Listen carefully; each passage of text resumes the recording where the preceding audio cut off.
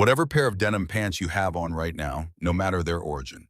Regardless of the logo sewn onto the rear, it is highly likely the history of that fabric traces back to a little North Carolina town named Greensboro. For more than a century, a single factory manufactured the material that clothed our country. This facility produced the cloth for history's most legendary pants. Its equipment never stopped moving during a pair of global conflicts, the Great Depression, plus the boom and bust of the manufacturing sector. Then on December 31st, 2017, the facility powered down its weaving equipment permanently and vanished. White Oak Mill represented way more than a simple manufacturing hub. It stood as a final survivor, the ultimate facility left across America that continued crafting Selvedge material using equipment from the 1940s, yielding textiles so incredibly unique and totally uncopyable that purchasers out in Tokyo and Milan would drop top dollar simply to acquire a batch. Even so, all that prestige could not rescue the place. Here is the tale of a pair of boys born to a Bavarian newcomer who constructed a dynasty from scratch. They transformed a blue-collar textile into a worldwide cultural icon, got their signature material wrapped around James Dean, drove the national fascination with blue jeans for decades only to witness the whole thing unravel completely. The collapse was not sparked by rivals or bad business, but rather an investment group staring at 112 years of heritage and viewing only numbers on a financial report. We introduce to you White Oak. Furthermore, here is exactly how the ultimate national denim producer shut its doors. Chapter 1. A reputation designed to endure. Back in 1845, a youthful Jewish immigrant hailing from Bavaria hopped on a boat bound for the States carrying barely a dime. He went by the name Herman Kahn. Right upon landing, the guy altered his identity. Kahn transformed into Cohn's straightforward, crisp, wholly American. He was not bearing his roots, rather clearing a path for his future goals. The man hustled everyday wares all over Virginia and Tennessee, established a solid name for himself, launched a household and brought up 13 kids right in the middle of his commercial enterprise. Long before those youngsters were old enough to saddle a pony solo they had mastered, crunching the books, haggling over costs, and identifying lucrative chances. Come 1870, the entire clan relocated up to Baltimore, serving as a premier hub for German Jewish commerce nationwide. Herman established a bulk food supply business, looped his boys into the operation, and dispatched them down south chasing buyers. A specific pair of these brothers ended up completely rewriting history. Moses, arriving in 1857, stood as the oldest driven, unstoppable, exactly the sort of individual to coin a brand new term describing his personal drive, go-ahead-ativeness. Meanwhile, his sibling Caesar, born 2 years later, operated with a calmer, deeply analytical approach. This partner perfectly offset his older brother's fiery energy using reliable pinpoint follow-through. Kicking things off in 1876, the sibling duo dedicated seasons to navigating the lower states, working as nomadic merchants. They dropped in on factory bosses, gathered past due accounts, and returned to base loaded with fresh contracts. Usually they received textiles rather than actual currency, since regional facility bosses barely held on to any extra funds. Yet Moses quickly picked up on a distinct trend. That specific cloth flew off the shelves quicker than any other item in their inventory. Each load of cotton material vanished way before they managed to replenish it. Therefore, he began digging into the reasons, ultimately uncovering an industry plagued by a gigantic foundational flaw. Regional weaving facilities kept churning out materials that nobody effectively marketed. The gear was ancient, while the overall craftsmanship varied wildly. Furthermore, the second those textiles exited the production area, absolutely zero strategy existed for reaching consumers. Lacking unified advertising or delivery networks, the whole setup remained utter madness. However, in the eyes of Moses, Cohn's absolute mess resembled a golden ticket. During 1891, the pair launched the Cohn Export and Commission Company right down on Worth Street out in New York City. It served as the beating heart of the national fabric industry. Their proposal to facility heads was totally straightforward. Allow us to push your textiles. We understand the clientele, the rates, plus the shipping paths. After just a couple of seasons, they successfully secured exclusive rights to roughly 90% of the premier cotton producers throughout North Carolina and Georgia. Rival outfits felt so incredibly intimidated that they actually dubbed the entire syndicate the Plaid Trust. Without possessing even one piece of weaving machinery, the Cone siblings managed to completely dominate the southern fabric sector. Still, this triumph harbored a serious underlying vulnerability. As their textile sales skyrocketed, their reliance on outside manufacturing facilities deepened dramatically. Eventually, these factory bosses caught on to the fact that they really did not require the Cone boys anyway. Slowly but surely, partners started bailing. Moses anticipated the fallout, prompting him to execute a move that cemented their legacy for the upcoming 100 years. Without reigning over the pipeline, you hold zero power. The guy required his personal production line alongside a unique good. Moreover, following countless seasons analyzing the fastest-selling items down south, his choice was securely locked in. Denim. Back throughout the 1890s, that tough material ranked as the absolute least flashy textile nationwide. It was just a rugged indigo-tinted woven cotton utilized by coal diggers trained crewmen alongside every brand of manual labor. Absolutely nobody was publishing magazines praising the stuff. Yet Moses caught exactly what the crowd overlooked. The nation was ramping up its industrial boom at warp speed. Blue-collar populations were multiplying way quicker than any other demographic. Plus, each individual wage earner desperately required garments capable of enduring heavy punishment without ripping apart. Denim was the ultimate textile, though mass production remained a pipe dream. Chapter 2. A Metropolis Within the Mill. In 1895, Moses Kahn selecting Greensboro, North Carolina was no mere coincidence. Boasting half a dozen train routes allowed raw materials in and completed goods out easily, bypassing freight nightmares that usually destroyed profit margins. Being right beside the plantations also slashed delivery expenses tremendously. Plus, the local Quaker population proved remarkably welcoming to Jewish businessmen, quite rare for the southern United States during the 1890s.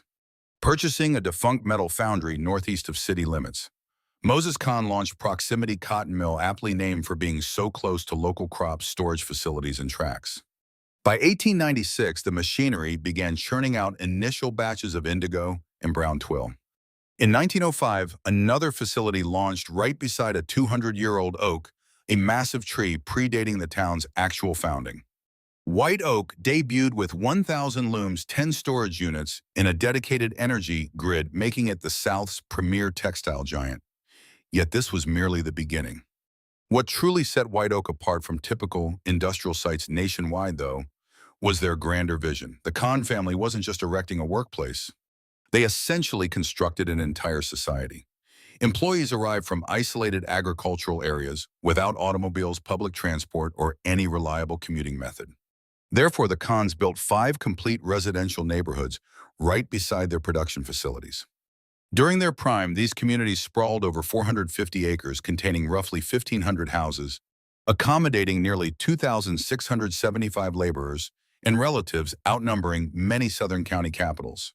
The grounds featured local congregations, educational facilities, food markets, a retail center, a 300-seat cinema, and a postal branch boasting its own denim-themed stamp, plus a community center charging grown-ups 75 cents annually while letting kids play free.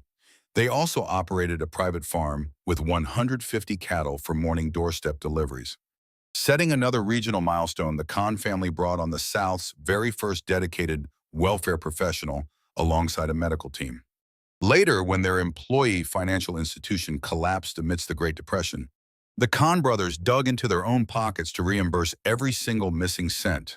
A perfect illustration of their management style boils down to a single quirky fact. Company residence lighting fixtures all utilized a reverse-threaded screw-in base entirely backward from normal designs. Snagging a spare from any local shop was completely impossible. The real reason? It ensured on-call medical staff could spot which exact residents needed help during late-night emergencies, as only Kahn properties glowed with those specific lamps. While undeniably overbearing, it clearly demonstrated management kept a very watchful eye on their people. However, their meticulously crafted society wasn't all sunshine and charity. These neighborhoods enforced rigid racial boundaries. Caucasian employees were stationed across Proximity Revolution White Oak and White Oak Newtown. Meanwhile, African-American laborers and their dependents were isolated over in East White Oak, tucked away beyond Summit Avenue, hidden from the central hub. The very executives funding healthcare and organizing morning dairy drop-offs firmly established uncompromising boundaries regarding residential mingling. Systemic division wasn't just a casual policy here, it was fundamentally baked into the physical layout.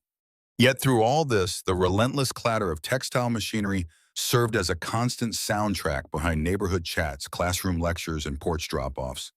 White Oak operated non-stop, running 24 hours a day, 7 days a week. Those traditional weaving machines, packing the factory floor, relied on mechanics dating back to the dawn of fabric creation. The lengthwise vertical yarns were pulled incredibly tight over the metal frame, while a tiny timber carriage loaded with crosswise yarn shot rapidly side to side, interlacing everything together in one fluid, endless motion. That seamless back-and-forth motion was the secret. Since the cross-thread remained completely intact, the material's borders essentially sealed themselves off naturally.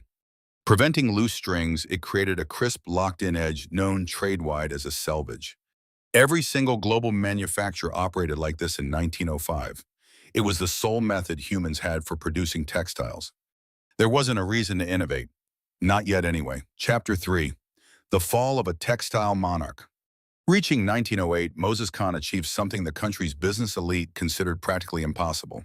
A Baltimore-born Jewish immigrant son, lacking any formal technical education, with zero generational wealth and no political sway, he constructed Earth's most massive indigo dye empire.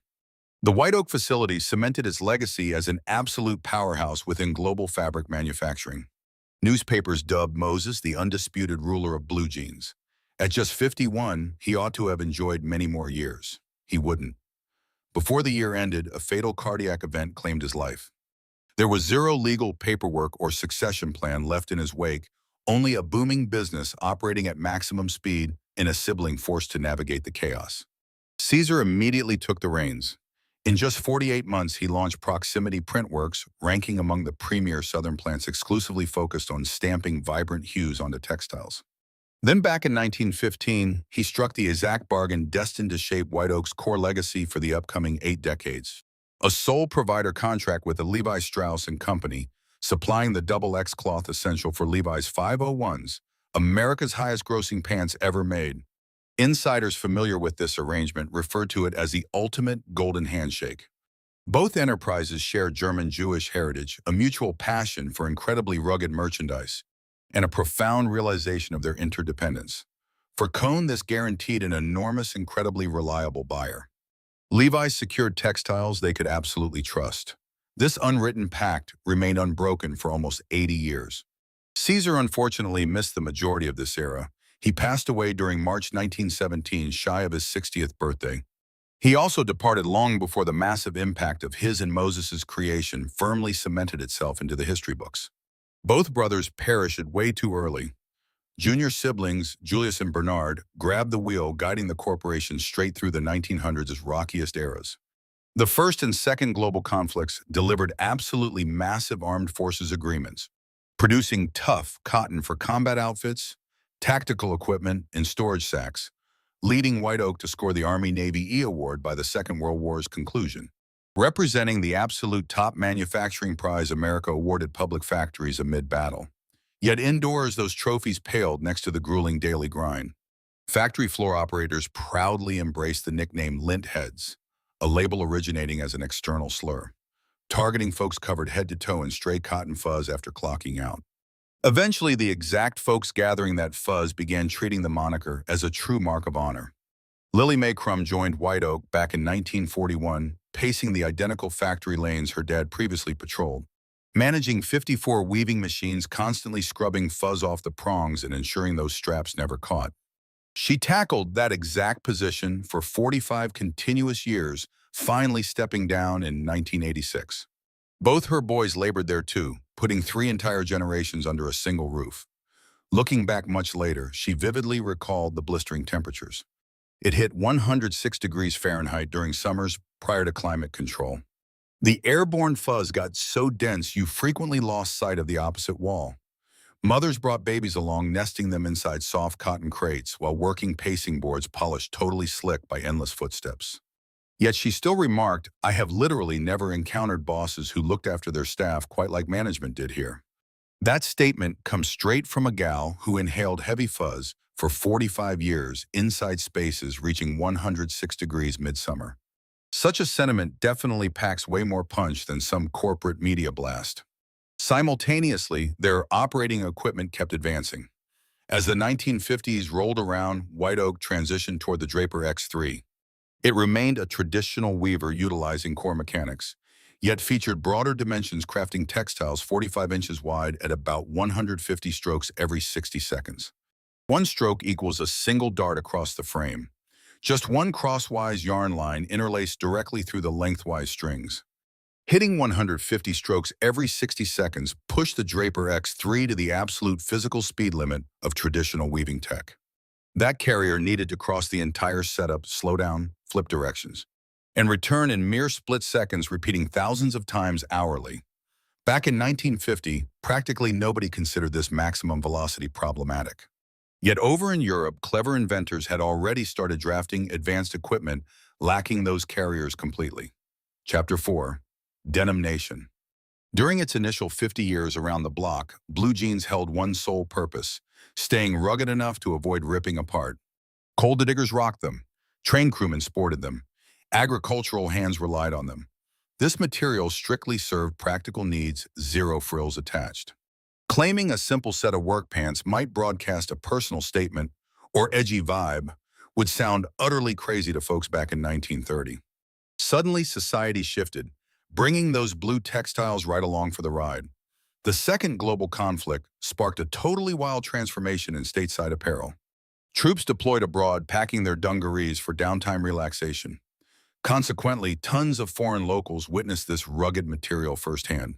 They observed the quintessential stateside guy, chilling in his element, totally laid back, highly functional, without caring about fashion standards. After these veterans returned stateside around 1945, they just kept rocking their pants casually. Those strict old-school clothing expectations abruptly seemed like society trying to unfairly dictate their personal identities. The fabric felt completely new. It meant pure freedom. Then Hollywood pushed the gas. During 1953, Marlon Brando hit the silver screen starring in The Wild One, sporting Levi's 501s alongside a beat-up leather coat radiating total rebellious energy. Just 24 months later, James Dean pulled off an even slicker move, filming Rebel Without a Cause. Wardrobe expert Moss Maberry executed highly intentional styling decisions. All the straight-laced teens rocked varsity pullovers alongside sharply ironed trousers. Sporting an iconic white tee, a crimson jacket, and deep indigo denim rolled at the hems, Dean's on-screen persona sent a loud and clear message. A person's trousers instantly broadcasted their defiance. Tragically, a fatal auto collision claimed Dean's life on September 30th, 1955, at merely 24 years of age. Those denim trousers from the movie were immortalized right next to the actor, serving as a lasting emblem of youth raw potential and the flat refusal to fake being perfect. Adults freaked out, leading educational districts nationwide to outlaw the fabric on school grounds out of fear it bred teenage troublemakers. Diners and cinemas posted notices barring the trousers entirely. However, every single prohibition totally backfired on the older generation. Approving of a trend never makes it hip. Outlawing it is the ultimate way to guarantee its popularity. Heading into the 1960s, the sturdy fabric meant much more than simple teenage angst. It essentially became the official wardrobe for civil rights activists. Leaders within the Student Nonviolent Coordinating Committee purposely dressed in dungarees to show unwavering support for the blue-collar laborers they represented. By April 1962, locals in Huntsville, Alabama pulled off Blue Jeans Sunday, refusing to shop at racially divided retail spaces right around the busy Easter holiday. Retailers guessed they took a $1 million hit in sales. Meanwhile, college kids marched against the Vietnam conflict clad in the exact same pants. Ladies rocked them while demanding equal rights. Any cause aiming to back everyday folks over the wealthy elite used the durable fabric to make their statement. A local author figured that 90% of teenagers back in Greensboro sported the trousers constantly, only taking them off for sleep and Sunday worship. The executives at Cone Mills observed this massive shift in a state of delighted shock. Their massive business was entirely founded on producing tough, budget-friendly material for manual laborers. Supplying the foundational thread for massive societal upheaval was certainly never part of their corporate strategy. By 1948, the business officially adopted its founding family's moniker as Cone Mills Corporation after 60 years of operation going public on Wall Street in 1951. Fast forward to 1962. Their development team led the nation by successfully weaving flexible denim fabric. By blending stretchy threads into the cotton, the garment suddenly hugged a person's shape, rather than feeling stiff, instantly creating an entirely fresh consumer base. The manufacturer additionally pioneered a brilliant skewing process, deliberately tweaking the fabric's tightness beforehand. This ensured the angled pattern stayed perfectly straight in the laundry. If you've ever dealt with warped pant legs fresh out of the heat, you know exactly what headache they cured. That innovation set a global benchmark. During its golden era, White Oak employed 2,500 folks working 3 rotating schedules 24 hours a day, 7 days straight. It wasn't long before Greensboro picked up the famous moniker Jeansboro. For the factory neighborhoods, the clattering machinery wasn't just ambient clamor. It formed the rhythmic heartbeat of their entire existence. Local kids learned to doze off to the mechanical thrum and start their mornings right when the factory horn blew. Decades down the line, once the facility finally shuttered, those very residents complained of insomnia because the eerie quiet was deafening. What they previously dismissed as just racket was actually the comforting soundtrack of their hometown. Chapter 5. The Machinery Left Behind. Just as those blue threads were speaking for an entire youth movement, European events were silently sealing the destiny of stateside fabric producers. Deep inside the testing facilities of leading Swiss and German innovators, brilliant minds started challenging a core concept that had driven fabric production for centuries. Their breakthrough was poised to completely kill off the traditional shuttle, which had served as the lifeblood of garment manufacturing practically forever. The old method meant pulling vertical fibers extremely tight over a large wooden base. Then you'd shoot a wooden bullet loaded with horizontal yarn side to side, creating an endless, completely unified horizontal line. Since that side-to-side yarn remained totally intact, the outside borders of the material locked themselves up without any extra help. This created a flawless, tightly bound edge, known as selvedge, that resisted unraveling and skipped the hemming phase entirely. The strength was literally woven straight into the textile. Velocity remained the biggest hurdle. Down at White Oak, their classic Draper X3 machines cranked out roughly 150 passes every 60 seconds. While that might seem incredibly swift, the mechanical reality was brutal. The flying wooden block packing a tiny spool of cotton was forced to cross the entire metallic setup, hit the brakes violently without shattering into pieces. Turn around and repeat the brutal process thousands of times per hour. The engineering simply couldn't bypass its own structural limits. Extra weight demanded slower operating speeds. Eventually, the Draper X3 hit a solid wall where the moving parts absolutely refused to spin any quicker. The brain trust over at Sulzer in Switzerland figured out a clever workaround. Rather than using an endless strand on a massive wooden block, they launched a tiny metallic claw. This little bullet, no bigger than a person's thumb, would snag a tiny piece of horizontal thread, drag it right across the loom, and let it go. Because it weighed practically nothing, it achieved velocities those bulky, antique machines couldn't even dream of. It easily tackled spans spanning 60 or 70 inches wide, totally crushing the narrow 42 to 45-inch maximum of the old-school gear. Zer's projectile loom fired off 400 to 600 picks every minute, about 4 times the speed on a frame almost twice the width. The numbers made it an absolute no-brainer. Then airjet looms hit the scene, cranking speeds up to 800 or even 1,000 picks a minute. But there was a downside. Since the crossways yarn was snipped after each run, both edges emerged rough and easily unraveled. There was absolutely no finished selvage. Those raw borders meant you had to add an extra overlock stitch later, which is the exact reason flipping any modern pair of jeans inside out reveals that obvious surge seam running down the inner leg. Back in 1959, the Draper Corporation, the same company that built White Oak's equipment, rolled out a shuttle-free loom, quietly acknowledging that the shuttle days were numbered. By the mid-1960s, almost all the big American textile plants had made the switch. The financial upside was simply too massive to overlook. White Oak held off, partly just pure momentum.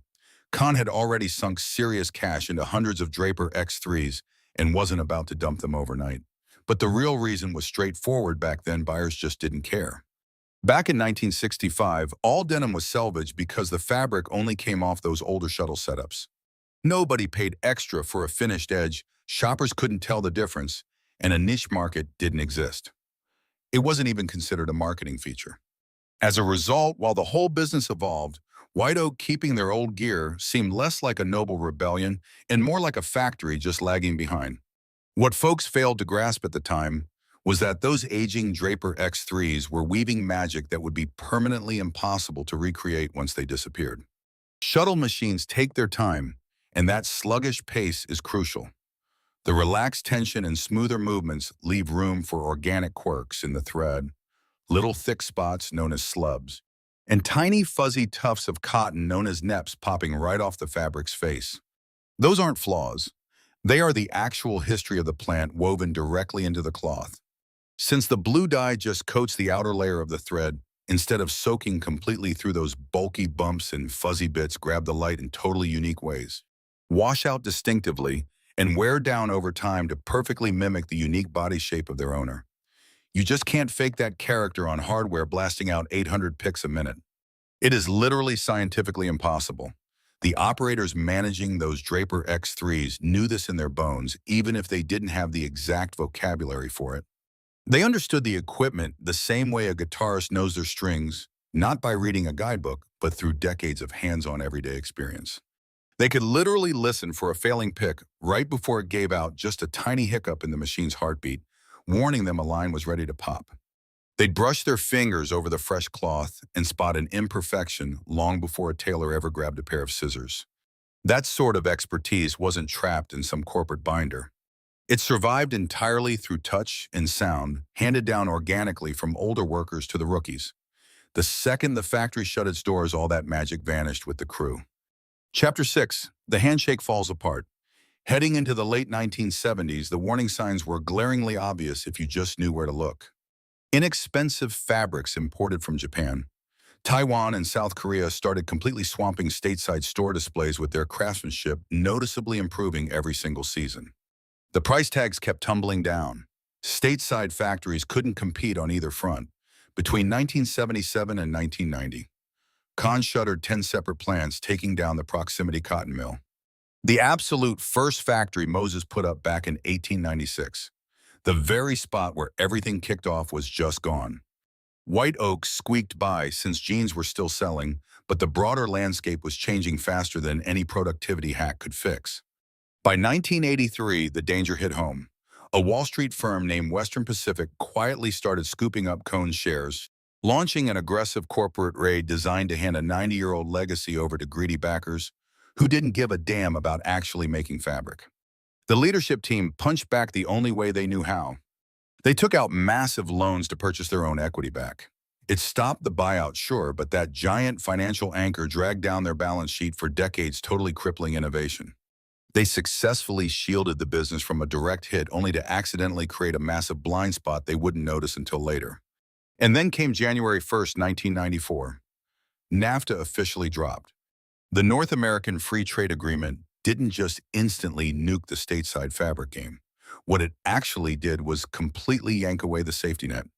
It wiped out all the import taxes on clothing and fabrics moving between the United States, Mexico, and Canada, forcing a brutal reality check on any label still making stuff domestically. An American clothing stitcher back in 1994 was pulling in about $7 to $9 an hour.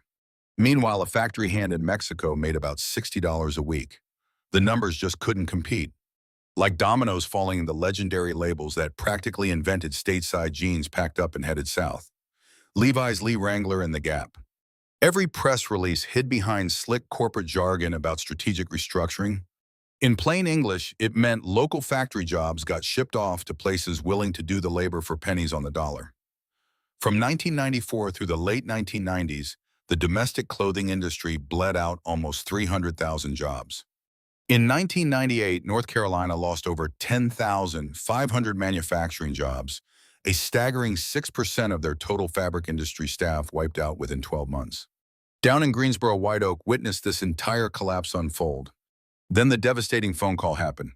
It was 1994, right when the North American Free Trade Agreement officially launched. Levi Strauss informed Cohn Mills they were terminating their supplier contract, abandoning the signature XX fabric meant for their 501 jeans after almost 80 years. Following the historic 1915 Golden Handshake Agreement, Surviving a pair of global conflicts, severe economic crashes, and endless chaos, the partnership died. Their official excuse seemed pretty simple. Consumer tastes shifted. Throughout the 1990s, everyone just wanted artificially faded, aggressively bleached, and heavily worn-in fabrics. Shoppers demanded pants that appeared completely broken in before they even bought them. Achieving that vibe meant using flimsy, pliant materials capable of handling harsh chemical washes, something those rigid materials from vintage machines simply could not survive. Factories down in Mexico operated massive modern equipment, churning out this exact style of cloth for incredibly cheap rates. Economically speaking, the choice was a no-brainer. But emotionally, it hit the Greensboro crew like a freight train, leaving the entire facility completely blindsided. We really need to stop and reflect on this detail. Those iconic 501 pants, the exact trousers James Dean famously rocked, practically defining United States independence, relied entirely on premium yardage crafted inside white oak. Each garment featured a tiny secret tucked into the seams. A delicate colored thread bordered the interior lining stitched deeply inside the finished hem. Enthusiasts refer to this as the Selvedge ticker, a unique signature, proving exactly which factory manufactured the cotton. Once the brand pivoted to cheaper Mexican textiles, those colorful edges vanished from production completely.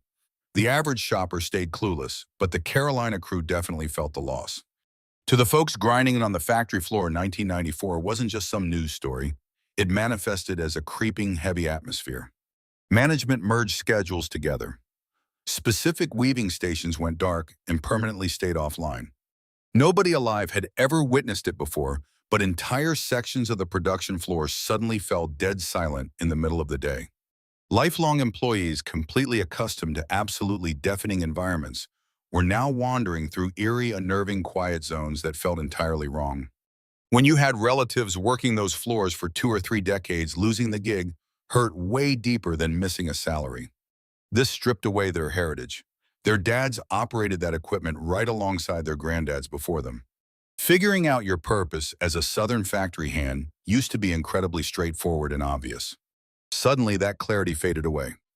While management actively avoided uttering the word shutdown, veteran operators who spent 30 or 40 years tuning into the factory's heartbeat privately feared those silent patches were slowly spreading. Chapter 7. The Final Factory. What followed became an incredibly bizarre twist within United States industrial folklore. An operation famous for stubbornly avoiding equipment upgrades for 40 straight years, utilizing ancient gear that rivals trash long ago built by corporations that already went belly up. Equipment so outdated that mechanics literally manufactured custom spare parts from scratch, miraculously possessed exactly what a fresh demographic was begging for. Strangely enough, those buyers weren't domestic at all. The obsession sparked overseas in Japan following the end of World War II. Overseas enthusiasts cultivated an intensely nerdy historical fascination regarding retro United States lifestyles. Classic autos, old-school tunes, and heritage fashion. Japanese youth aggressively tracked down authentic 501s from the 1940s and 50s, dropping heavy cash on ancient pants, deeply analyzing the stitching patterns, and examining the exact way the blue dye washed out over time. These guys weren't merely collecting trousers. They actively attempted to deconstruct precisely why these antiques completely outclassed modern mass-produced garments. Time and again, their research pointed straight back to the raw material itself, that legendary bound hem. The uneven threading and how the rugged cloth beautifully softened up, literally molding itself to the owner's unique frame after decades of heavy use. These international fans realized long before locals did that true craftsmanship hadn't evolved. Corporations just stopped caring. As the late 1990s rolled around, overseas labels concluded that since the United States refused to manufacture superior cloth anymore, they needed to figure out how to weave it themselves. Launching in 1997, Samurai Jeans tracked down obsolete weaving gear from abandoned factories, completely betting their entire brand identity on the final product. Meanwhile, Ironheart engineered insanely thick, premium textiles that broke in with punishing deliberate slowness. Oni experimented with incredibly loose threading techniques, creating highly textured yardage that retailed for hundreds of bucks per square foot. Japanese innovators basically rescued an art form the States tossed in the garbage, elevating it into the absolute pinnacle of luxury streetwear worldwide. During this revival, they stumbled upon a miracle. White Oak remained operational. Those ancient unwanted mechanical dinosaurs were loudly humming along this entire time. However, when those foreign clients visited Greensboro, they didn't discover some visionary enterprise passionately preserving artisanal heritage. This firm basically just procrastinated on upgrading their gear, inadvertently retaining the absolute last devices in the entire United States that could still manufacture exactly what the industry demanded. The repair staff at White Oak were forced to morph into full-blown engineers ages ago, crafting their very own spare components since Draper Corporation permanently closed its doors back in the 1980s. Operating purely on tribal wisdom and MacGyvered mechanics, the factory sustained an operation that literally zero corporate strategies meant to save. This unintentional cornering of the market ultimately proved wildly more valuable than anybody originally guessed. Back in 2003, Cone Mills submitted their Chapter 11 reorganization paperwork, crumbling under years of shrinking demand alongside massive financial liabilities left over from dodging a 1983 buyout attempt, dropping the Levi's account in 1994, plus facing fierce overseas rivals who absolutely refused to back down. 12 months later, investment mogul Wilbur Ross bought up both Cone Mills and Burlington Industries, merging them together under the International Textile Group umbrella. Having amassed wealth by overhauling struggling domestic metalworks, Ross wasn't exactly known for nostalgia, yet he could spot exclusive market control from a mile away. Purely by chance, instead of any grand scheme, White Oak wound up standing as the final Selvedge producer nationwide. Plus, worldwide consumers were currently dropping top dollar for that precise exclusivity. Spearheaded by ITG, the plant pivoted completely to lean into this unique Selvedge heritage. Wrangler debuted a 1947 vintage collection utilizing fabrics supplied exclusively by the White Oak facility. Levi's vintage clothing, launched to connect the company back to its pre-1940 origins, hired White Oak to faithfully reproduce the classic 501 material, kicking off a fresh wave of stateside jean startups that popped up entirely because their founders struggled to track down genuine locally crafted Selvedge. Labels including Raleigh, Denim, Tellison, Roy Railcar, and Rogue Territory based their whole corporate models around White Oak, proudly flaunting the factory's moniker to prove authenticity. Sometime in 2013, consumer interest surged so intensely that Cone boosted the output at White Oak by 25%. During 2015, celebrating their 110th birthday, the team dropped an organic Selvedge jean colored using real plant-based indigo, perfectly mimicking methods used prior to the mid-20th century shift toward artificial chemicals. Enthusiasts didn't treat this like just another merchandise drop.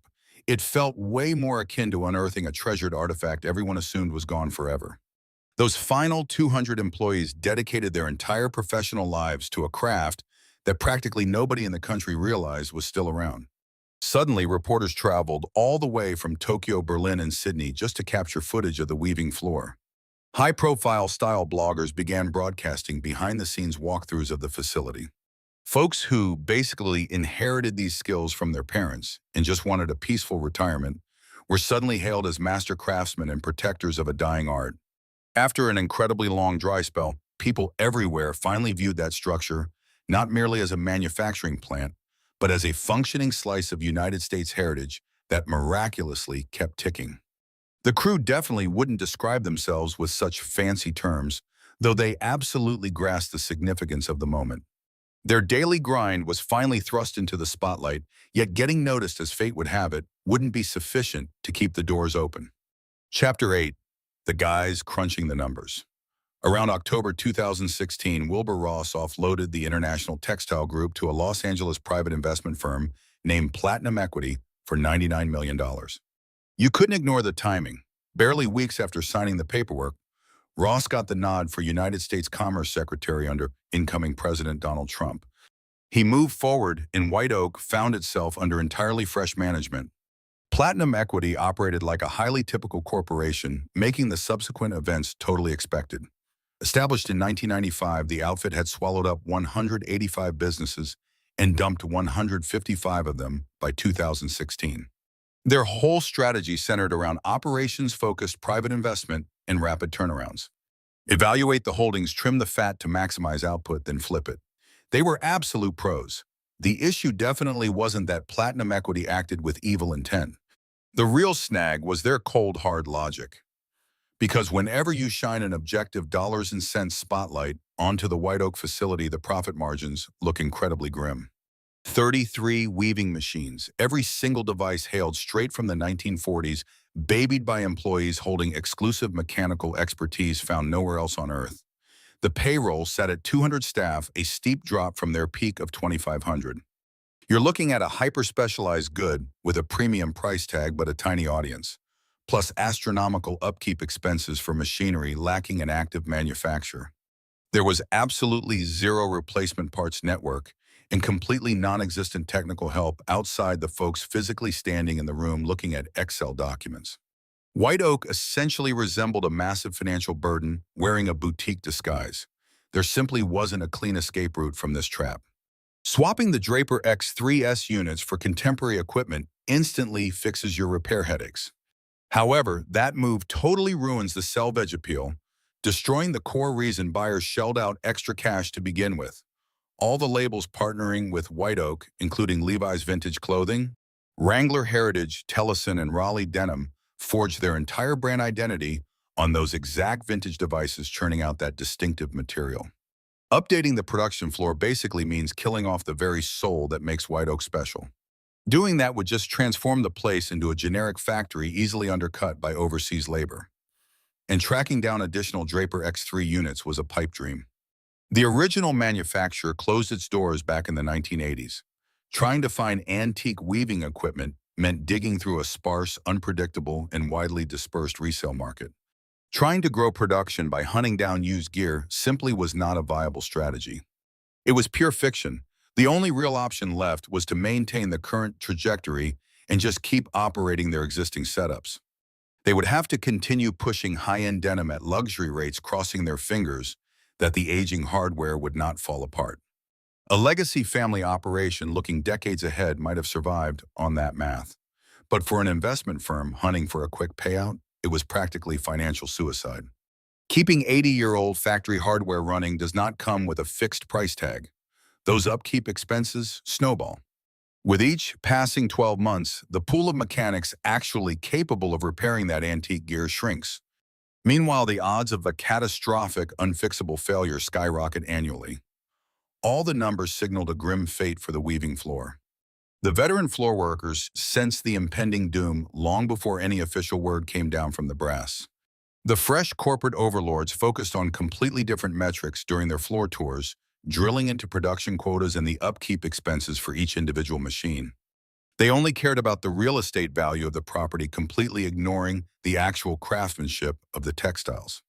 They never asked about client loyalty, the prestige of the brand, or the massive hole it would leave in domestic manufacturing if those historic looms stopped running. Employees who had dedicated their lives to deciphering the hum of the factory floor suddenly had to interpret the silent intentions of their new bosses. The conclusions they drew left everyone dead silent. A few folks began quietly taking home souvenirs like a scrap of cloth from the early shift's initial production batch. They would grab an extra bobbin or snap a picture of the production floor right when the morning sun hit the upper glass panes perfectly. Just tiny mementos that the higher-ups would never even notice were gone. Nobody openly discussed their reasons because the explanation was already understood. Dedicating your entire life to a facility gives you a sixth sense about its fate. They practically felt the atmosphere inside the plant shifting around them. This was the very same sight their parents had sweated in, a place that had echoed with relentless mechanical roaring for more than 100 years. So they took the steps anyone would take when they see the writing on the wall ahead of the formal memos and public statements. They were quietly making their peace and packing up. Chapter 9, The Final Stitch.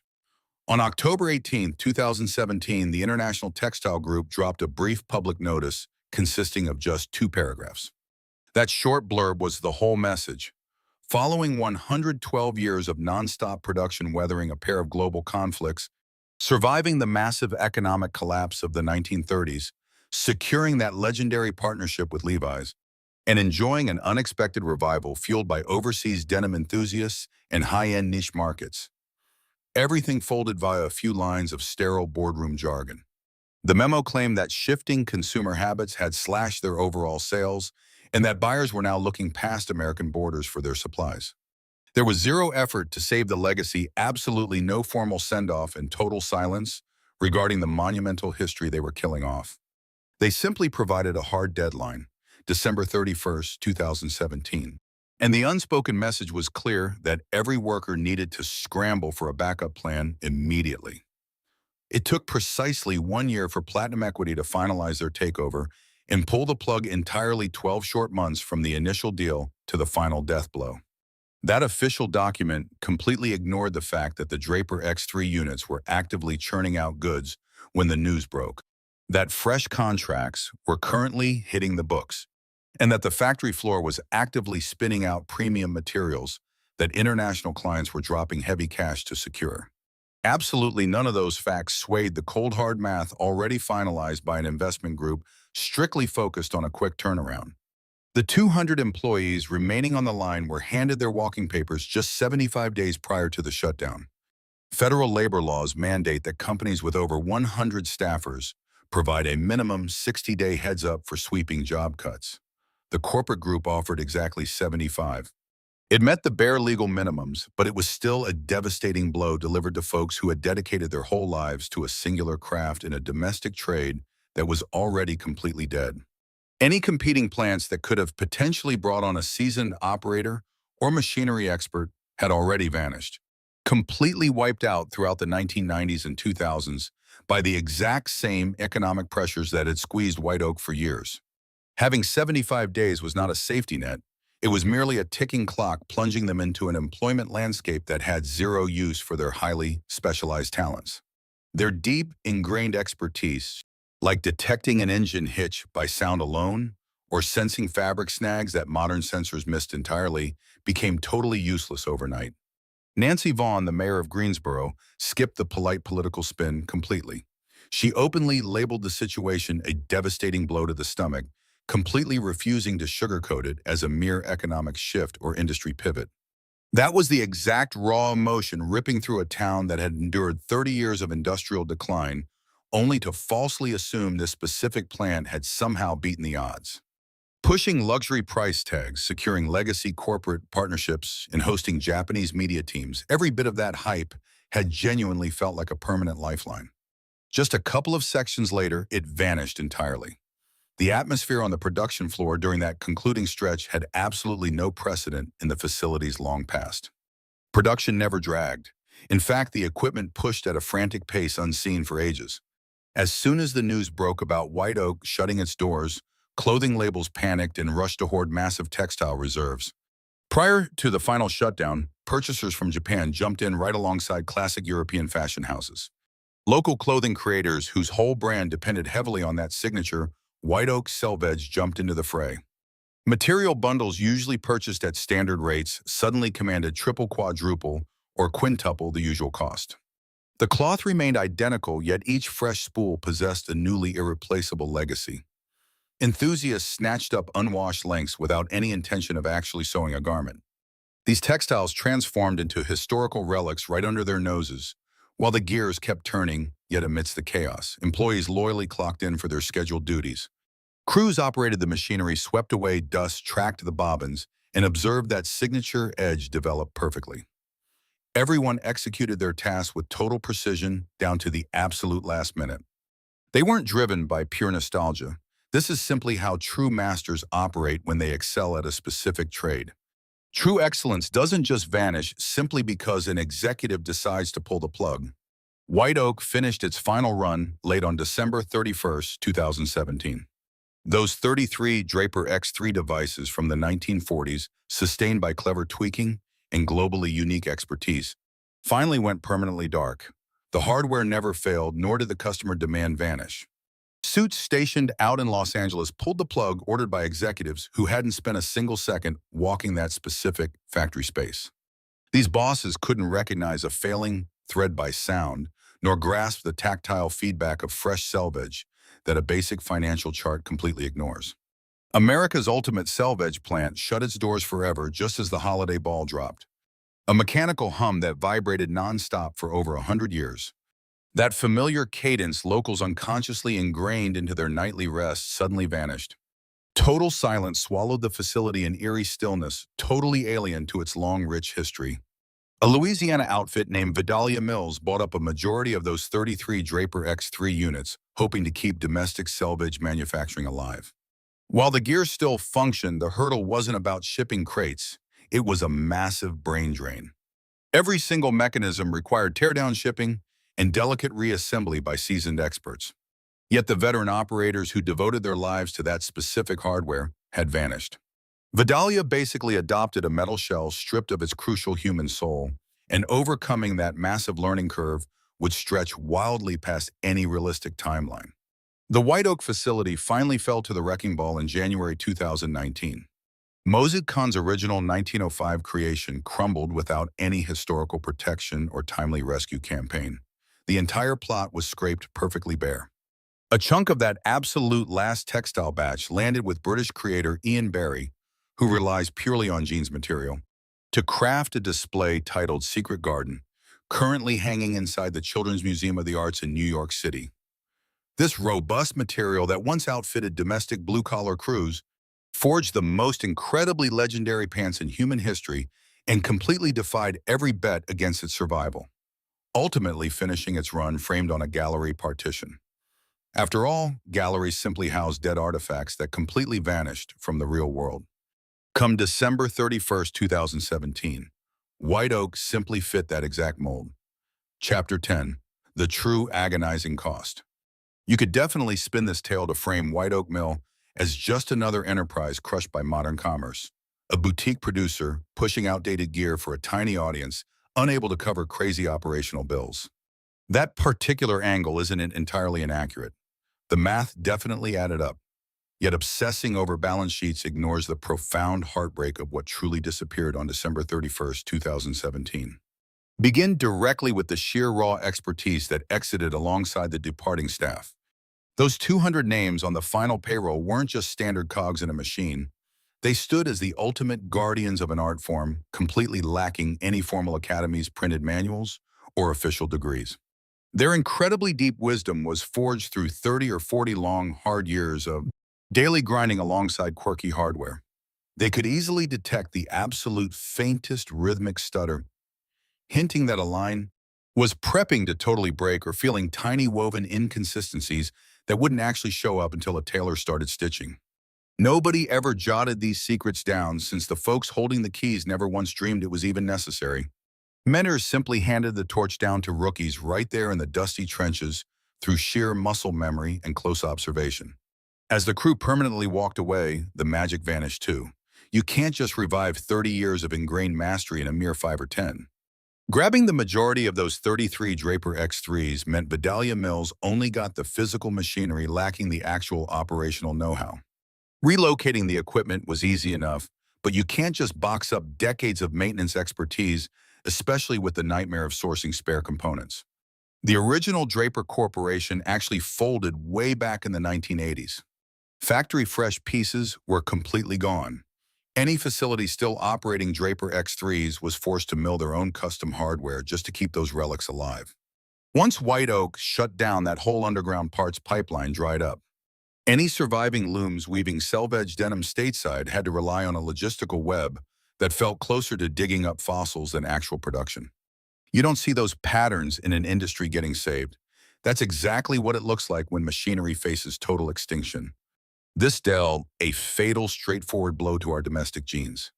If you see a made in the USA tag nowadays, the materials definitely aren't entirely local.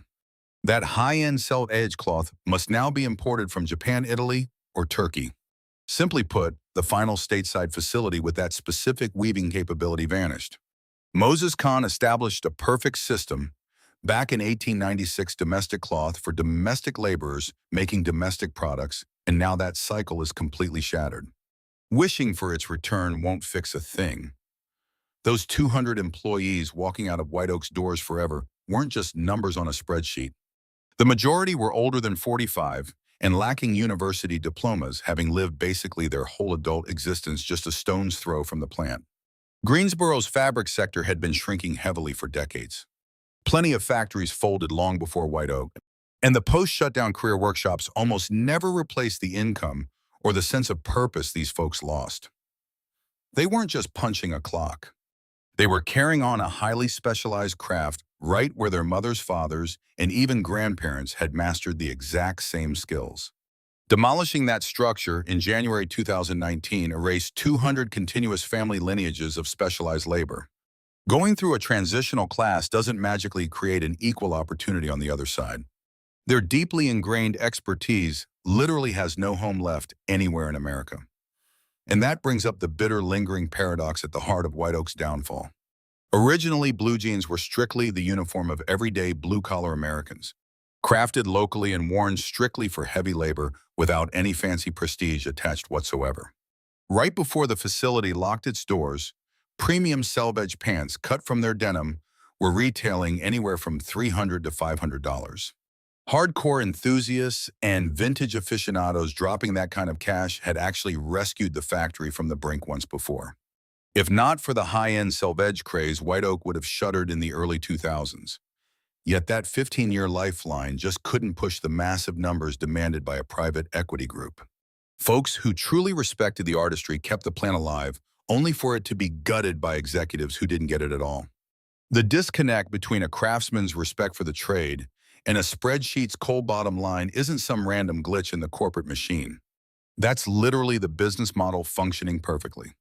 1994's NAFTA and the WTO dropping clothing quotas in 2005 built a wage gap impossible to fix through sheer efficiency or premium markups.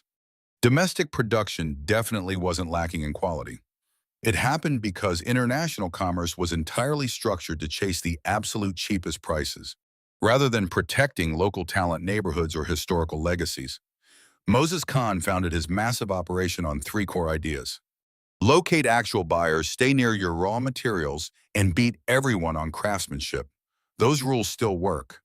They just don't stand a chance against a global network that dumps manufacturing wherever wages hit rock bottom, totally ignoring whatever gets destroyed along the way. Plus, when one of those businesses falls to an investment group chasing a 3 to 5 year flip, a 112-year heritage just becomes another spreadsheet entry. It wasn't that Platinum Equity specifically hated tradition, it's just how corporate math works. That style of ownership demands immediate cash payouts, which directly clashes with keeping deeply rooted, specialized manufacturing alive. Whenever those two clash, the money always comes out on top. That's a built-in feature, not a bug. Ultimately, White Oak didn't die from bad business. It was shut down because its late-stage niche profitability landed in the laps of executives who simply couldn't quantify the cultural importance that actually made the place special. This entire situation really isn't about jeans. It's a stark warning about creating economic engines that literally can't tell a regular business expense apart from a priceless cultural landmark, and then acting completely shocked whenever that exact same cultural pillar gets erased.